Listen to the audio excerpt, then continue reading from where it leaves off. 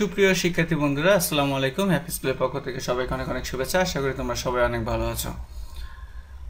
আজ আমরা আইসিটি ষষ্ঠ অধ্যায় ডেটাবেস সংগঠন মডেল বা ডেটাবেস মডেল সম্পর্কে আলোচনা করব। এই টপিকটা খুবই আপডেট একটা টপিক।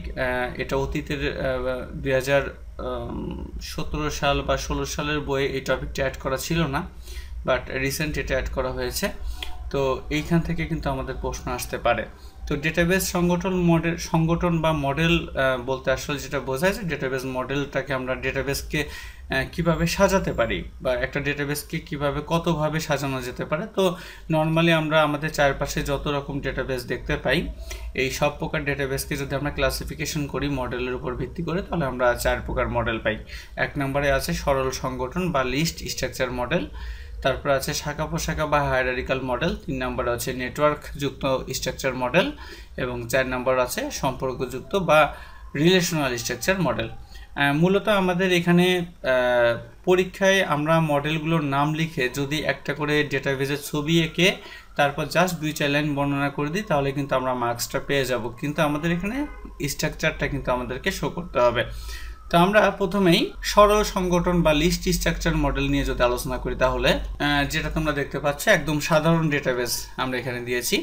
তো এখানে আমরা দেখতে পাচ্ছি রোল, নেম, জিপে এবং ব্লাড গ্রুপের উপরে আমরা 4টা ফিল্ড তৈরি করেছি এবং খুব সিম্পল একটা ডেটাবেস আমরা এখানে তৈরি করেছি। তো তোমরা কিন্তু চাইলে এখান থেকে একজন স্টুডেন্টের নাম বাদ দিতে পারো, বা তোমরা কেউ চাইলে ব্লাড গ্রুপ বা জিপিএ বাদ দিতে পারো। খুব সহজ কথায় আমরা যদি একটা সিম্পল একটা ডেটাবেস ড্র করে দিই তাহলে কিন্তু হয়ে যাবে।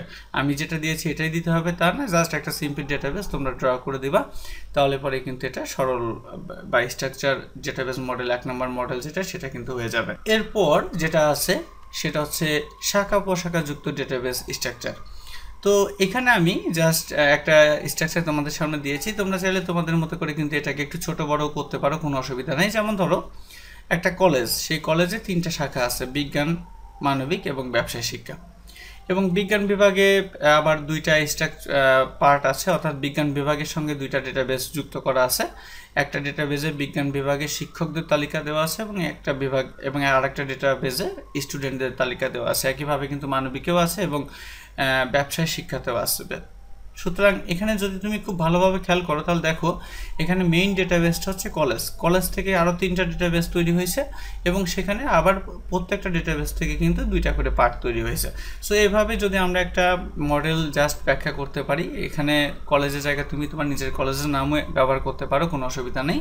তাহলে কিন্তু শাখা প্রশাখাযুক্ত ডেটাবেস স্ট্রাকচার হয়ে যাবে। এবং এই ছবিটা আঁকার পরে তুমি যদি 1-2 লাইন বর্ণনা দিয়ে দাও তাহলে কিন্তু এনাফ, আর লাগবে না।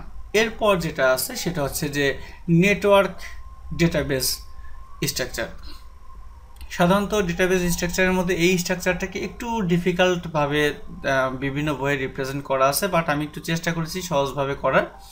যেমনটা এখানে দেখো, আমরা প্রথমেই কলেজকে 3টা ভাগে ভাগ করেছি। কলেজের মধ্যে ভাগ করেছি বলতে কি, কলেজের মধ্যে শিক্ষকদের 3টা ডেটাবেস করছি। একটা শিক্ষক ক, শিক্ষক খ এবং শিক্ষক গ, মানে ক গ্রুপে কিছু শিক্ষক আছেন, খ গ্রুপে কিছু শিক্ষক আছেন এবং গ গ্রুপে কিছু শিক্ষক আছেন। তুমি যদি এই সবুজ অংশটাকে দেখো তোমার কাছে কিন্তু মনে হবে যে এটা শাখা প্রশাখা যুক্ত, বাট তারপরে যদি একটু দেখো রেড, আমরা এখানে ক্লাস উল্লেখ করেছি একাদশ, দ্বাদশ, অনার্স, রেড অংশটাতে যদি একটু খেয়াল করো তো তাহলে এই রেড অংশের সঙ্গে সবুজ অংশটাকে যখন আমরা একত্রিত করেছি, এখানে আমি একটু কালার দিয়ে বোঝানোর চেষ্টা করেছি। যেমন আমরা এখানে দেখতে পাচ্ছি যে শিক্ষক ক তিনি এখানে মূলত একাদশ এবং অনার্স লেভেলে ক্লাস নেন, অর্থাৎ একাদশ শ্রেণীর একটা ডেটাবেস আছে, অনার্স শ্রেণীর একটা ডেটাবেস আছে, দ্বাদশেরও একটা ডেটাবেস আছে। কিন্তু শিক্ষক ক যিনি আছেন তিনি শুধুমাত্র একাদশ এবং দ্বাদশ এই বিভাগের, অর্থাৎ শিক্ষক ক বিভাগের ডেটাবেসের যারা শিক্ষক আছেন তারা একাদশ এবং অনার্সেই শুধু ক্লাস নেন, তারা কিন্তু দ্বাদশে নেন না। তবে তুমি যদি মনে করো যে না আমি অনার্স দিব না, শিক্ষক ককে শুধু একাদশ আর দ্বাদশে দিব, তুমি কিন্তু তাও দিতে পারো, এটা মুখস্থ করার কিন্তু কোনো বিষয় না। আবার দেখো শিক্ষক খ, এই খ ডেটাবেসের শিক্ষক যারা আছেন তারা একাদশ, দ্বাদশ এবং অনার্স 3টাতেই কিন্তু তারা ক্লাস নিচ্ছেন। এখানেও তুমি কিন্তু চাইলে একটু রদবদল করতে পারো, কোনো অসুবিধা নেই, এটা মুখস্থ করার মতো কোনো বিষয় না। আবার দেখো শিক্ষক গ যে ডেটাবেসটা আছে তারা শুধু দ্বাদশ এবং অনার্সে ক্লাস নিচ্ছেন, অর্থাৎ এখানে আমরা শাখা প্রশাখার সঙ্গে আরেকটা নতুন ডেটাবেসকে যুক্ত করেছি এবং এখানে আমরা দেখতে পাচ্ছি যে ক শিক্ষকের সঙ্গে কিন্তু ক্লাসের একাদশ এবং অনার্সের একটা নেটওয়ার্ক আছে। বা একটা সম্পর্ক আছে, খ এর সঙ্গে 3টা ডেটাবেজেরই সম্পর্ক আছে, গ এর সঙ্গে 2টার আছে। এই ধরনের কনসেপ্টটাকে কিন্তু মূলত বলা হয় নেটওয়ার্ক ডেটাবেস স্ট্রাকচার। আমি আশা করি তোমাদেরকে ব্যাপারটা বোঝাতে পেরেছি। তোমরা যদি এরকম একটা ছবি এঁকে দাও, তারপরে জাস্ট একটু বর্ণনা করে দাও, জাস্ট এই ছবিটাতে তুমি যা বুঝেছো তার বর্ণনাটা করে দিলেই কিন্তু তোমার হয়ে যাবে। এরপর আছে হচ্ছে সম্পর্কযুক্ত ডেটাবেস, বা যেটাকে আমরা রিলেশনাল ডেটাবেস বলি। তো দেখো এখানে আমরা 2টা ডেটাবেস পাশাপাশি রাখছি। একটা ডেটাবেসের মধ্যে roll, name, GPA, blood group আমরা অ্যাড করেছি, এবং পাশে আরেকটা ডেটাবেস আমরা রাখছি যেখানে রোল এবং অ্যাড্রেসটাকে রাখছি। এখন তুমি যদি এই 2টা ডেটাবেসকে দেখো, তাহলে দেখো এদের মধ্যে কিন্তু একটা কমন ফিল্ড আছে, সেটা হচ্ছে কি রোল। এখানে যদি আমরা আপাতত ধরে নিলাম যে এই 2টা বেস একই স্টুডেন্টদের রিপ্রেজেন্ট করতেছে, তাহলে এখানে আমরা কিন্তু বলতে পারি যে প্রথম ডেটাবেস এবং দ্বিতীয় ডেটাবেসের মধ্যে যেহেতু একটা কমন ফিল্ড রোল আছে, সুতরাং এই 2টা ডেটাবেসকে যদি আমরা একত্রিত করে দিই, তাহলে কি হবে, এখানে আমরা অ্যাডিশনাল আরেকটা তথ্য পাবো, সেটা হচ্ছে তাদের অ্যাড্রেসটা কিন্তু আমরা পেয়ে যাব। এই ধরনের ডেটাবেসকে বলা হয় সম্পর্কযুক্ত ডেটাবেস। তো এটাই ছিল হচ্ছে মূলত ডেটাবেস সংগঠন মডেলের প্রকারভেদ। আশা করি তোমরা বুঝতে পেরেছো। জাস্ট ছবিটাকে বর্ণনা লিখে দিলেই হয়ে যাবে।